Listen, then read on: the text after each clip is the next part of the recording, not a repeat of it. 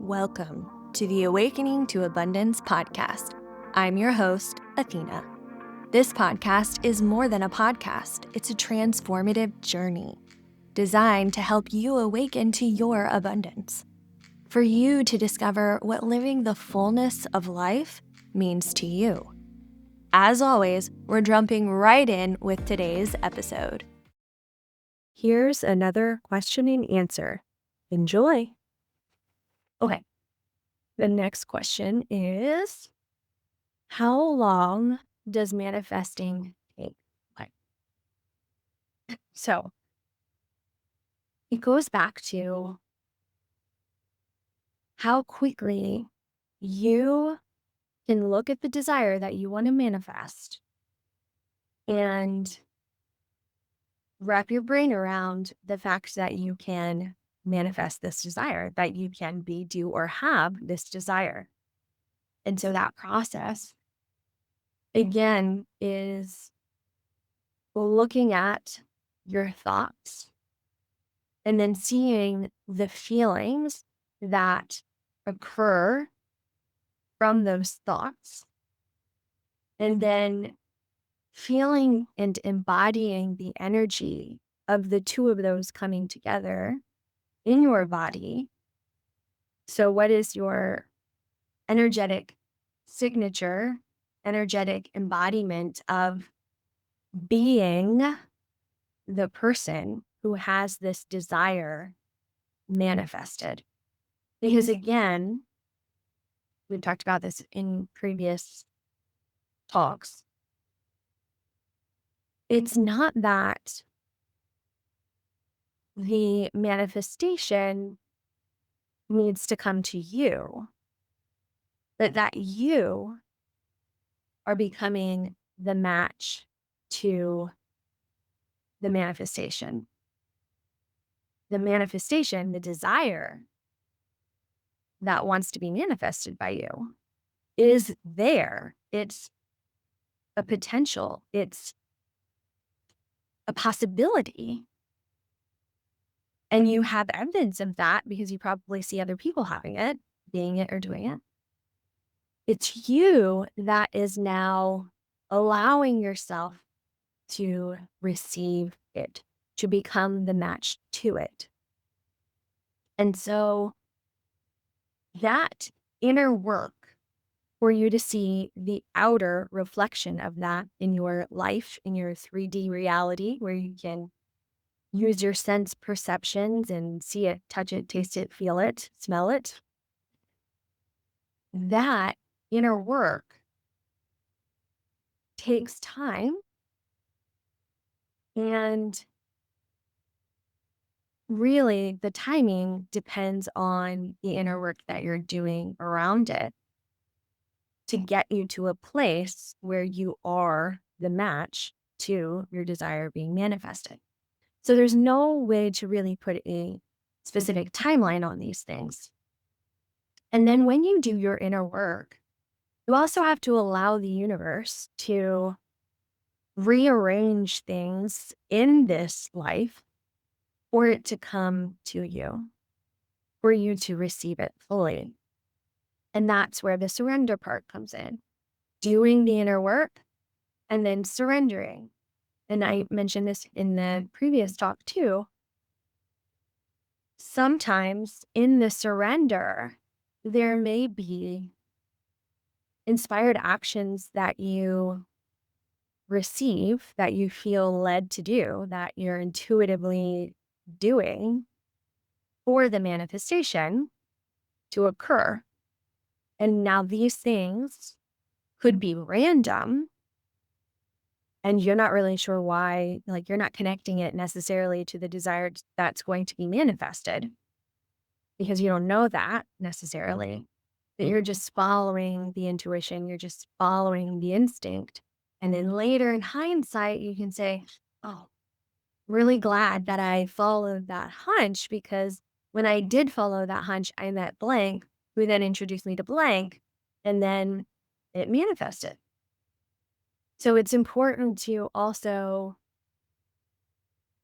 follow the inspired actions, no matter what they are, and not doing them just because you think that it will lead to the desire being manifested, but because you have a hunch and you trust your intuition.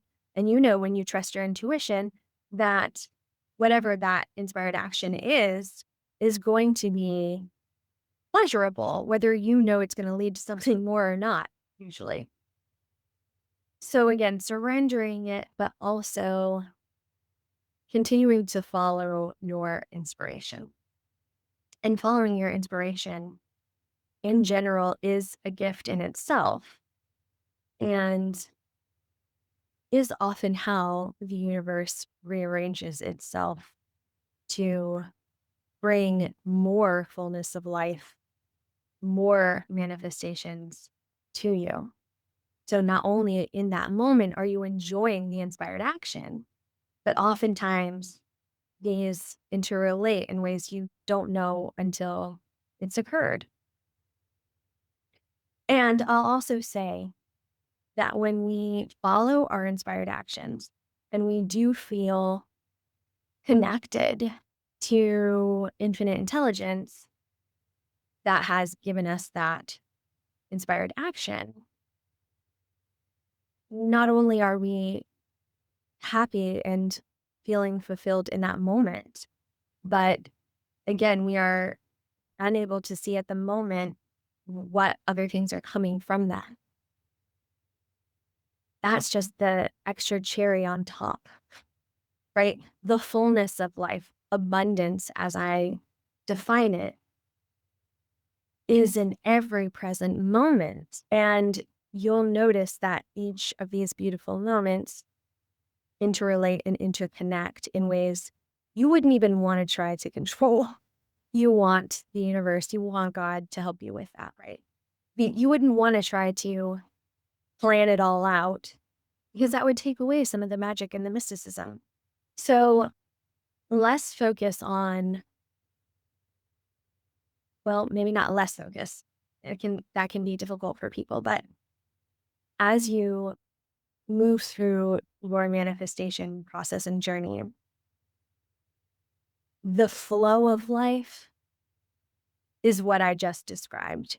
Is the I'm following my intuition and I have the level of trust in the universe that not only am I lit up and peaceful and joyous in this moment, but I also know, that I am manifesting all the desires of my heart.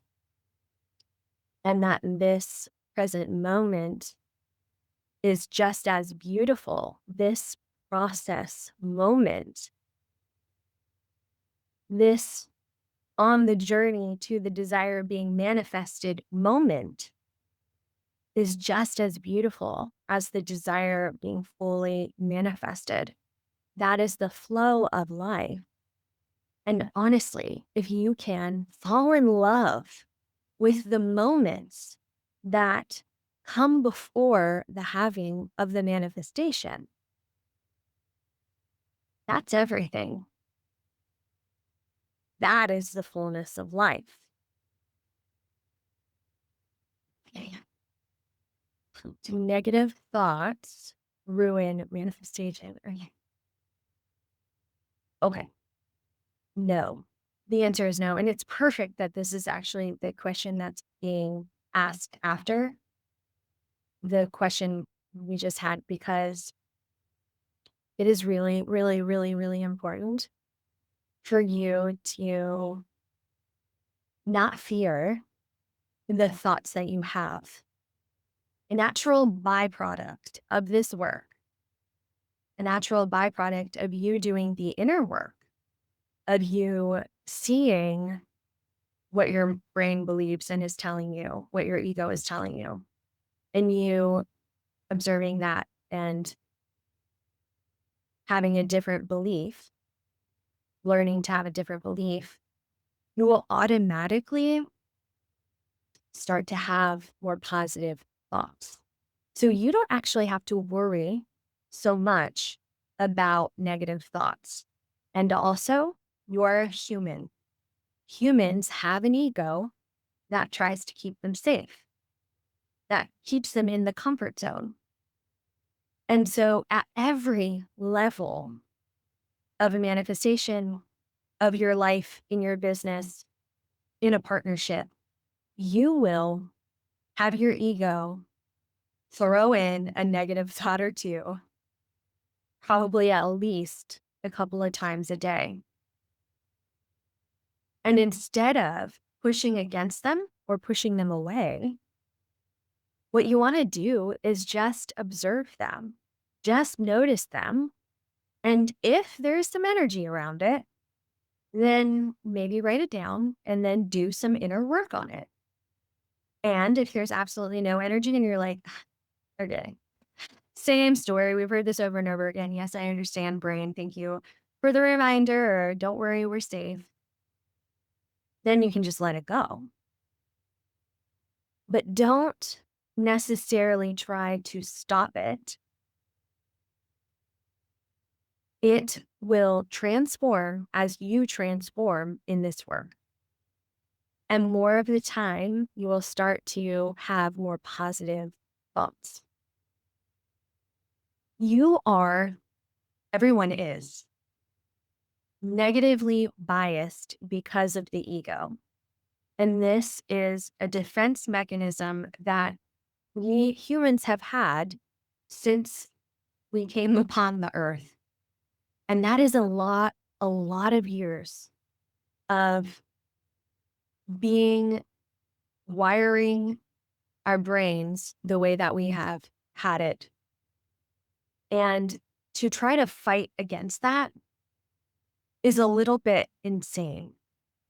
We, as a collective group, and more, especially when you're in communities like this, are becoming more conscious of those thoughts and being able to say, we have the tools.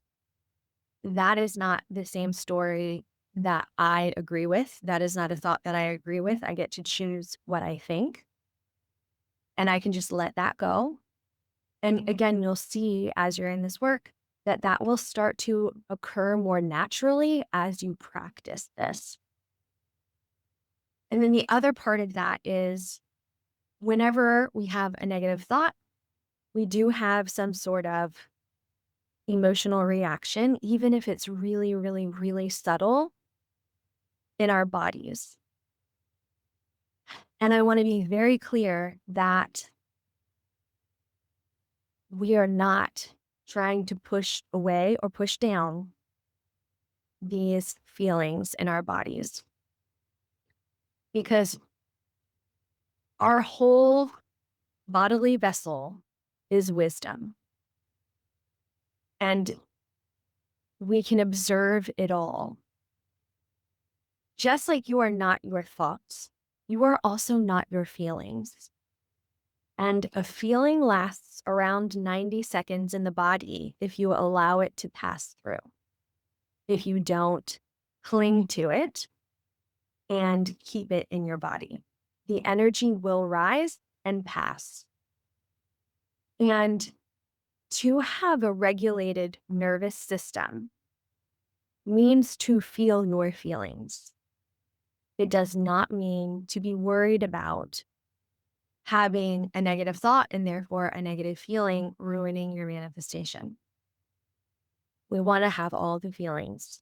And especially, and hear this because this is a really important part, especially if you have been a person who has not felt their feelings because big girls don't cry or men don't show emotions or whatever it is that you were taught that has kept you bottled up with your emotions. Learning to release them, learning to regulate your nervous system, learning to observe your emotions and allowing them to pass, just like you observe your thoughts and allow it to pass, is incredibly important for this work, because you're free when you do this, when you learn to allow it to just be a passing thing. That is freedom. that means that you are conscious enough, that you're in charge enough, that you're in control enough to be able to see your thoughts and your emotions for what it is and allow it to move through and allow your body to get back to a natural, neutral state, a state of homeostasis. And the more often that you are doing that, and you're aligning your thoughts and you're aligning your emotions and your nervous system, the more that you are the energy of the oneness, the universe, higher consciousness, whatever you want to call it, the more that you are becoming the match for your desires. You're embodying the match, the frequency, the vibration, the energy of your desired manifestation. Because if you are becoming that embodiment of energy to your desire, but you have a lot of, which a lot of people do, including myself. I definitely went through a whole thing where I literally cried and cried and cried. I had a life challenge that came, and I not only cried because of the life challenge, but I allowed myself to cry over so many things that had happened to me in my life. And it was this beautiful release of energy. And when you release the energy, like when you actually see it and you release it, you become a different vessel. Your body becomes different. I lost like 20 pounds after that, just because I released all of this energy. And so it's important to do that work too. And honestly, it's part of the inner work because you're just allowing yourself to have these feelings that are coming up and you're not pushing them away like you have in the past. And you're allowing yourself to fully feel it and then maybe cry about other things and fully release all that, all of those thoughts, all of those feelings associated with your limiting beliefs that told you in the past that you can't be, do, or have what you want to manifest. So, this is incredibly important work. So, no, negative thoughts don't ruin manifestation. They are actually gifts because then you can notice them and say, oh man, do I have some inner work here to do? Not just with my mind, but within my body. And you'll know that you've done the inner work around the negative thought when you have the negative thought. And like I said earlier, you can just allow it to pass by and you're like, huh, I remember that old story. And you have absolutely nothing associated with it. Like no more thoughts and nothing is happening in your emotions or in your body. You're just like, moving on. That's how you know you fully released any feelings or energy around whatever that negative thought was. So use it. And I'll say this too. This inner work that we're talking about, it's really empowering and it will lead you to learn more about yourself, to trust yourself more, to trust the universe more. And it will allow you to slow down and really be with yourself. A lot of what manifestation is the inner work. That's why falling in love with the process is incredibly helpful. And at times the process can feel difficult and heavy and hard. And how many times do I have to cry in order to like release this fully, right? But when you do, the freedom on the other side, the peace, the ease, like we often in the beginning think that it's about the desire being manifested. It's not. It's this inner work. It's this growth and expansion. It's this absolute freedom, this knowing of who you truly are, knowing that you can overcome, choosing yourself, your real, authentic, and aligned self. And you only find that by doing the inner work. And that is the best manifestation of all. Who you are becoming, who are you being in this moment as you do the inner work and freeing yourself from the negative thoughts and from the old bottled up feelings and becoming someone different, someone more free, someone more not bothered by things that used to bother you in the past. It's true liberation. And not only is this a beautiful state of being to be in, but it's also incredibly powerful to know that you can do this over and over and over and over again. Because that's the thing about life. You're going to have challenges every step of the way.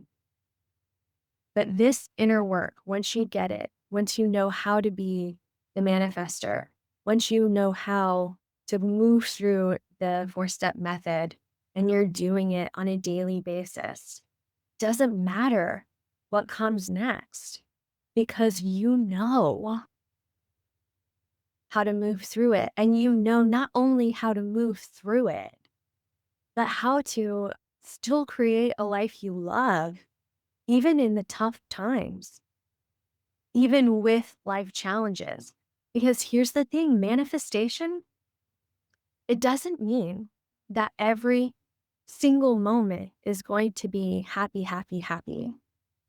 What true conscious manifestation is knowing that when a life challenge comes, when your outer world looks like it's crumbling or changing, instead of being fearful or getting down on yourself or picking up old habits that don't serve you, you know how to move through it and to find that peace inside of you again that reminds you that is the perception that you're looking through to actually see what your outer world is, that it's not this terrible life challenge and you're, not some victim, but that you can move through this with peace, love, and ease because that's what you have inside of you. And that's what you view this life as, every part of it, not just the things that you desire to be manifested, but to see with beauty and love and appreciation that life is challenging also, and that you welcome those challenges just as much as you welcome the things that are on your desire list, and that you are so liberated, so free, so powerful from the inside that the outside, whatever happens, you will not be impacted. This part of you will not change. This part of you will always be the steadfastness, the rock that you can come home to. And then the rest of the outside doesn't matter. And of course, we enjoy very much when our desires are manifested, but when they take a little bit longer or when life challenges occur, it doesn't mean anything because it's all here. And it's just as beautiful as the rest of life. All right. I think that's a really good place to stop for today. Thank you for being here. And I will see you again soon. Thank you for listening to this podcast episode and being part of this community. I want to hear from you. Did something resonate with you in this episode? Are you experiencing awakenings or synchronicities in your life? Email me at podcast@abundancewithathena.com or DM me on Instagram at abundancewithathena and share with me your stories.